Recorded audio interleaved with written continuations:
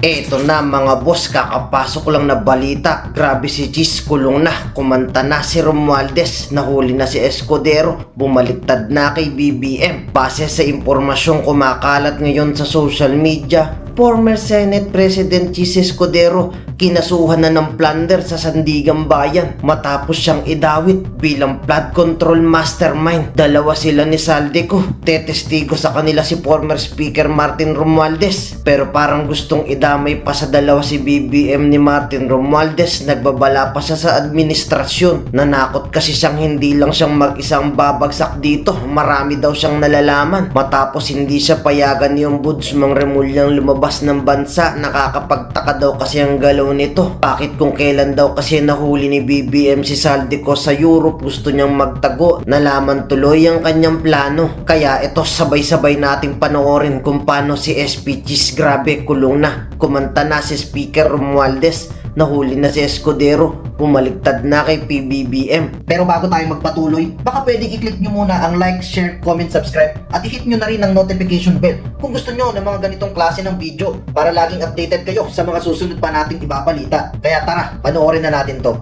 Magandang araw sa inyong lahat. For a long time, I chose to remain silent. I did so out of respect for the legal process. I did so because I did not want to add more noise to an already divisive issue. I did so because I believed that if I cooperated fully, submitted myself to the proper authorities, and answered every question asked of me, the truth would eventually speak for itself. But there comes a point when silence is no longer prudence. My silence has been abused and weaponized to build a narrative that is false, twisted, and unfair. So let me be clear. I will not keep quiet anymore. I will face this head on, and I will speak with facts because the truth deserves to be heard. Today, I am taking this opportunity to speak directly to the Filipino people. From the start of this controversy, I have been cooperative. I personally appeared before the proper authorities. I voluntarily submitted my affidavit to the ICI. I provided the information and documents asked of me. I did not hide. I did not run. I did not evade scrutiny. I faced it head-on within the proper channel because I know there is no evidence that proves I committed plunder, conspiracy to commit plunder, or any similar offense that the Ombudsman may be contemplating against me. And because I have nothing to hide, I am today authorizing the immediate public release of the affidavit I submitted, together with all supporting information so that the Filipino people can judge for themselves who has been transparent and who is simply being politically targeted. Now let us address the most absurd accusation of all, that I am supposedly the mastermind of this corruption scheme. How can I be the mastermind? I was the former Speaker of the House of Representatives, but the House of Representatives is only one part of the branch of government, the legislature. The national budget is not conceived, executed, implemented, bidded out, supervised, and completed by one congressman or even by Congress alone, and certainly not by the Speaker of the House. I want to make this simple and clear. The national budget does not depend on just one person. The budget does not begin in the House. It begins in the executive. The agencies and departments prepare their proposals. The executive consolidates them into the National Expenditure Program, and that program is then submitted to Congress. From there, the House deliberates, but the House is not one person, and it is certainly not the Speaker alone. It is a collegial body made up of hundreds of members, multiple committees, vice chairs, and institutional processes. In fact, there are around 85 committees, each with its own jurisdiction, leadership, and members. No speaker can personally control every committee, much less direct the actions of other branches or government agencies. And in the Appropriations Committee itself, there are already more than 100 members, with many vice chairs, and Representative Toby Tiangco, who has been very vocal and upfront on this issue over the past months, was himself a vice chair of the Appropriations Committee in the previous Congress. So I have to ask, if there were real concerns about irregularities in the budget process, why were these not formally raised during the deliberations? or even during the plenary. The budget deliberation does not stop in the House. The Senate also conducts its own deliberations, reviews its own version, and plays its own role in shaping the final budget, and it is not a bystander. It is an active constitutional participant in this process. After that, the House and the Senate reconcile their versions in the bicameral conference committee. Only then is the final bill transmitted to the President for approval or veto. So let us be honest about what becomes law. The national budget is not the act of one person or one chamber. It is the product of a constitutional chain involving the executive, the House, and the Senate. This is something I want the public to understand. The budget process is collective, multi-layered, and shared. Accountability must apply to everyone involved, not selectively assigned after the fact, and certainly not when it becomes politically useful. If corruption were to occur in a magnitude made known to us over the past months, then it's clear that the real corruption does not happen at the level of the general legislative approval alone.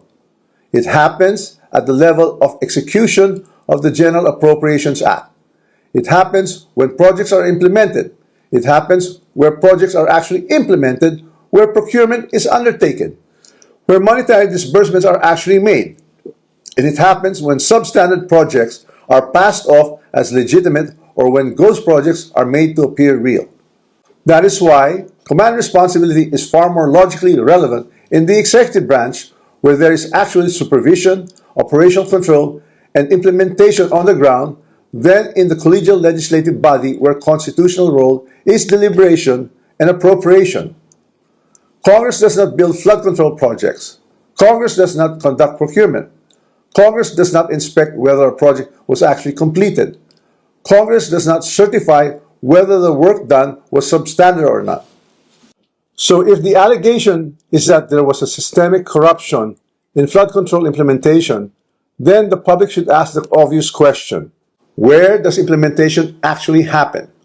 Definitely not in the session hall of the House of Representatives. Here's the simplest way to test that theory that I am the mastermind of this scheme.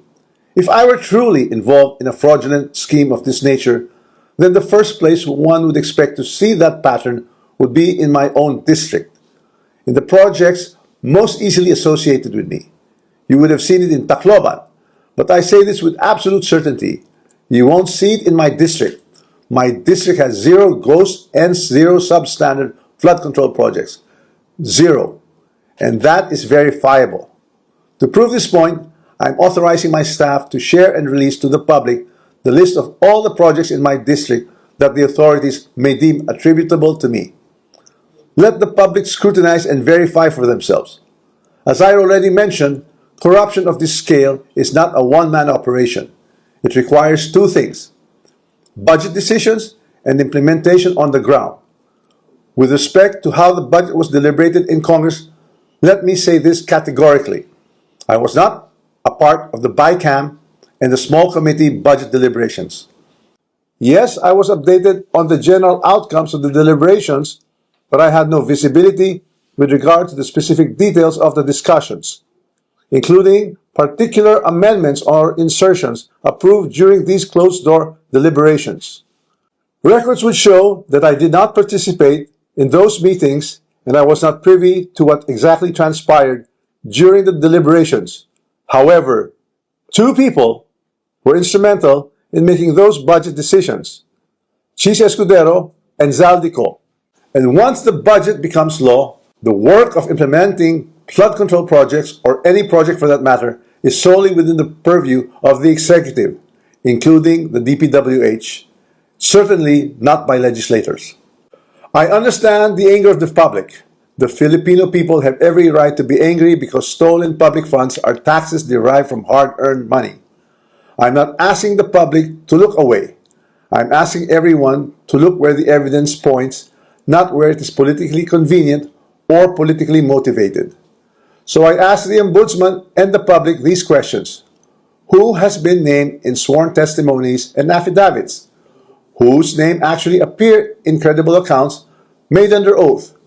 If there are sworn accounts pointing to other personalities across the chain, whether in budget deliberations or in implementation, then those leads must be pursued with the same seriousness and the same urgency. Accountability cannot be selective. For months, I chose silence because I believe in our legal system and in the rule of law. But my silence is now being exploited with politically engineered and fabricated narratives. What's even more disturbing, and this is something that cannot be ignored, is that there are emerging indications that certain sectors are attempting to weaponize individuals, including Zaldico, to construct a narrative that serves their own interests. So when the legal processes is being used against me as a political demolition job, then I will have no choice but to defend myself. And I will defend myself fully. I will not allow myself to be turned into the scapegoat so that others who are actually accountable can walk away clean.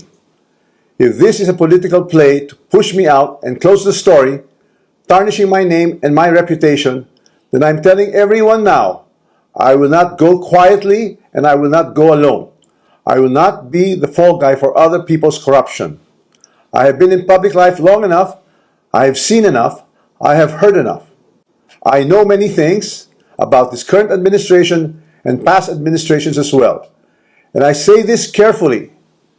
If this matter is to be handled as a legal issue, then let it be handled legally, soberly, and according to evidence. But if certain people insist on waging this in the court of public opinion, then I will have no choice but to defend myself publicly as well. To the Ombudsman, I say this with full respect. If your office truly believes in justice, then follow the sworn statements, follow the records, and follow the evidence all the way. Do not stop where it is politically convenient. Do not settle for the easiest headline. Do not confuse public pressure with prosecutorial duty. What I ask of the office of the Ombudsman is simple. Follow the rule of law and due process. This is a serious matter and it should be handled with seriousness, not with haste, theatrics, or shortcuts. I am ready and willing to respond to every allegation in the proper forum, through the proper pleadings, motions, and submissions that the law allows. And to those who think they can throw me under the bus to save themselves, this is what I have to say to you. I am ready to defend my name. My silence should not be mistaken for weakness, ignorance, or fear. I know enough to defend myself, and if I am forced to do so in public, I will. Maraming salamat po. Ngayon, kayo bilang Pilipino, ano ang masasabi nyo at reaksyon sa balitang ito? Mag-iwan kayo ng komento sa ibaba at atin niyang babasahin isa-isa.